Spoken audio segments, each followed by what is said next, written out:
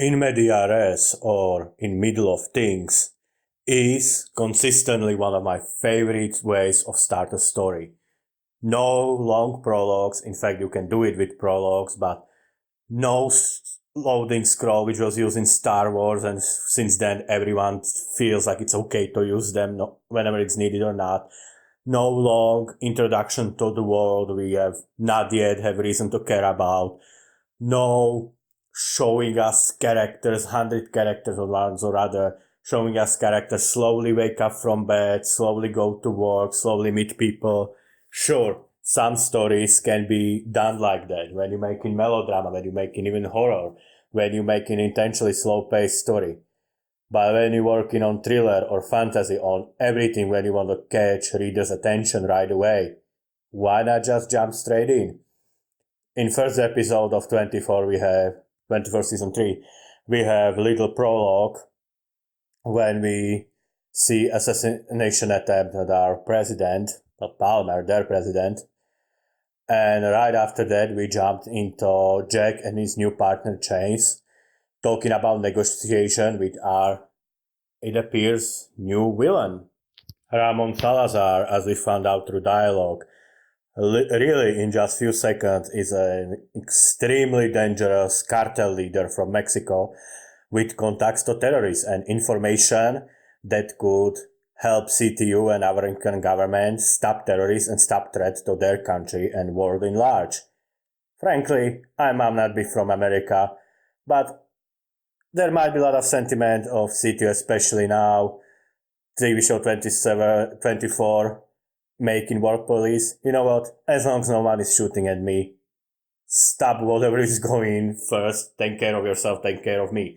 Now, a lot of people, yeah, it's kind of advanced technique, but that doesn't mean you shouldn't try. That is in short story, in first draft. Just try it out. Quick dialogue, like I said, few seconds to maybe 2-3 minutes, if that. We find out who Salazar is. We find out Salazar is arrested. We find out that Salazar is in prison because Ramon Salazar, we get to Hector later, because our hero Jack put him there.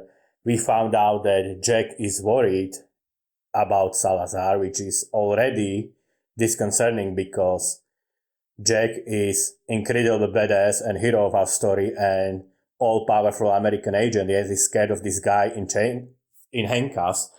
Also, Jack demands that Ramon Salazar, the villain, the drug dealer, the guy who works with terrorists, is just giving whatever he wants so they can go along with it. Usually, we have hero who's about justice and no, we are not negotiating with bad people. This time, it's straight up reverse. Usually, we have characters where in stories and spy fiction and military fiction when government wants to keep someone safe and we're supposed to root for hero who just shoot him. No, here, Jack puts his emotion on the shelf and he says, I hate this guy. I worked for months to get this guy. And now, I'm telling you, we need him alive. We need him happy. Put little cushion under his bed. Tell him a bedtime story. Just make sure he's happy. And then things happening, which I'm gonna get to in later video.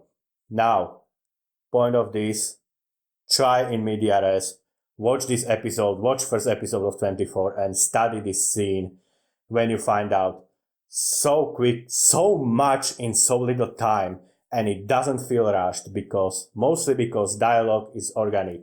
It makes sense that those people are here. It makes sense they're talking about what they're talking about.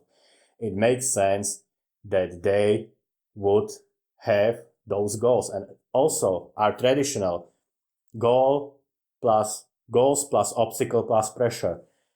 Jake's goal is to get info for Salazar.